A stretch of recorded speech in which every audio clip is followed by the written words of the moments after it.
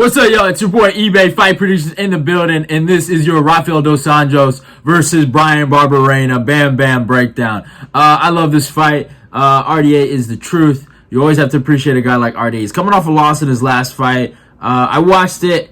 I thought he won a round. I gave him the fourth round. He did his thing.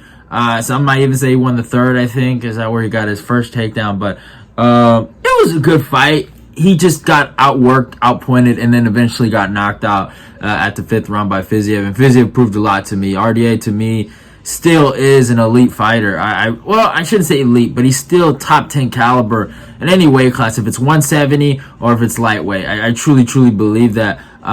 He really went for that last run at lightweight, beating Paul Felder and Renato Moicano, who everyone's talking about. Like, don't forget, RDA put a whooping on him. And yeah, it is what it is. But now he's going down to 170. I don't know if this is if this is the retirement fight. I don't know if he's on a retirement tour. I don't know what it was. I did get some sense that he is kind of done with aspirations of fighting for a belt, but he said he wants fun fights, easy fights. And right now he has a real easy fighting against Bryan Barberena. I am not high on Bryan Barberena. His 3-fight win streak, yes, impressive, his last fight, but again, there is a lot of aspects to that, and I truly believe RDA has so many ways to win this fight, and I think he will win this fight. But before I even talk about that, let's talk about the stats. Obviously, Rafael dos Anjos comes with a record of 31-14. He is fighting out of Brazil, which he hasn't done in a very long time. He's done it for his last 3 camps, and I think his wrestling and his transitions to his wrestling has looked so much better. His striking has always looked good, but his wrestling in his last 3 fights have looked amazing, in my humble opinion. Yeah, he couldn't get a lot of takedowns against Fiziev, but eventually did get the takedown in the 4th round. He is 38 years old, so that's something to look at. A height of 5'8" and a reach of 70. Bryan Barberena comes with a record of 18-8. Not that great. He's fighting out of Arizona. Age 33, a height of 6 foot, and a reach of 72. So Bryan Barberena comes with the reach advantage here. And yeah, I know I'm being a little too hard on Bryan, but I'm not high on the guy, man. I've never been that high on him. Yeah, he's a fun fighter to watch, and he had that war against Luque. But this 3-fight win streak that he's on, I mean, I don't know how he did it, but hey, respect to him. He got it done. This is at 170, and Bryan at 170 to me has always been that guy that is right. He's like, I would say he's a level below a Nico Price, a guy that's right there at the rankings, right there, but he just can't make it. But that to me was a few years back where I thought he was a lot better. I think now he's not at that level anymore, and yeah, I think Bryan has regressed. Like, let's talk about his last 3 fights, man. And a lot of these are just Darian Weeks. I thought he lost that fight. I thought Darian Weeks beat him.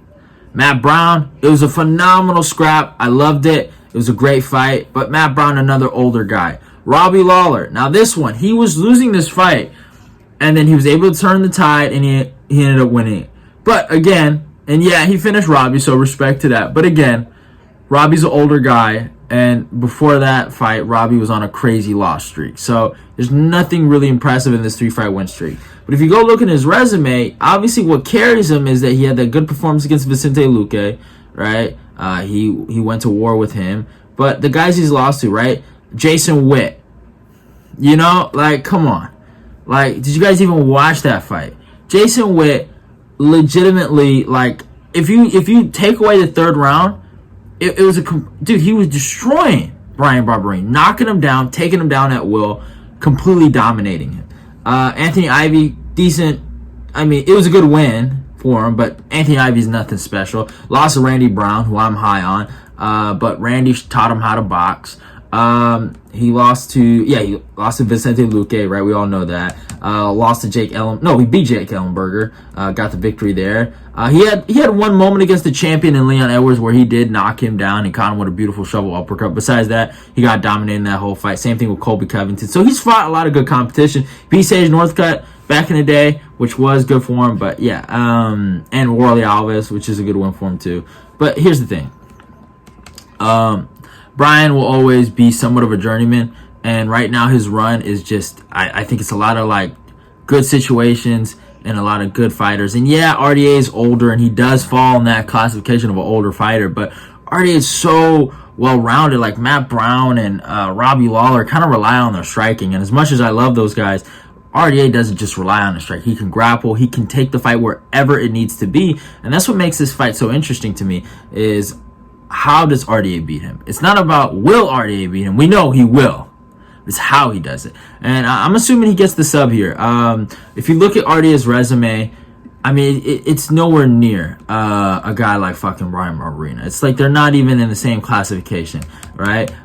He fought Fiziev to a good fight, beat the crap out of Mocanho, beat up Paul Felder, which shouldn't be a split decision. Lost to Chiesa, lost to Leon Edwards, no shame in there. Beat Kevin Lee, lost to Usman, lost to Colby Covington, no shame in that. And, like, let's not get it twisted. Like, the Colby Covington fight was for a title too. Like, put that in perspective. He fought for a title at welterweight.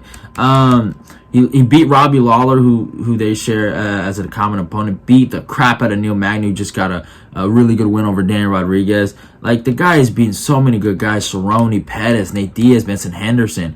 Like, yeah, he beat Cerrone twice. Prime Cerrone too. So it's like.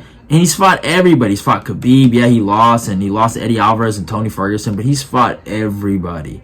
Like, everybody. But my main point is that I posted this thing on TikTok, right, about RDA, and I'm seeing some people picking Bryan Barberena, and I just don't understand it. And I'm just gonna make a little rant here. Like, RDA is a former lightweight champion. He's a former top 5 welterweight, and he also competed for the interim title. All right. At one point in his welterweight career, he was considered the #1 welterweight in the world. Okay? No, actually, was he? I think he was. I'll check the rankings, but I think he was. And y'all think this, or either #2 or #3 welterweight in the world. I know that. Y'all think this fucking Bam Bam taxi driver is gonna be RDA? Are you fucking out of your mind? What? Like, it's the only reason I even made a fucking breakdown was because of some of them comments. I was like, what are you watching? Like, no. Now, obviously, I think everyone agrees, all right, most of the sane people agree that RDA is going to whoop this dude. And, yeah, can Barberena land the luckiest shot of his career? Yeah, he can. But he won't. And here's the facts. RDA got to beat on the feet. In my humble opinion, he whoops him on the feet, and he whoops him bad on the ground. I'm rocking with RDA by second round submission via arm triangle, the signature RDA arm triangle. But yeah, the insanity I saw on TikTok was really puzzling. Get your brains checked out, kiddos. So that's all I gotta say. I'm rocking with RDA by second round sub. But hope you guys enjoyed the video. Go follow me on my Instagram and my Twitter. Like, comment, and share the video. Let's get this eBay Fight Prediction Nation growing. Hope you enjoyed the breakdown. And don't forget, I will be streaming that day. If I have to call in sick for work, I guess I'll do it. But I'm gonna stream. I'm for sure I'm gonna stream that day. So stay tuned for that. Love y'all and goodbye.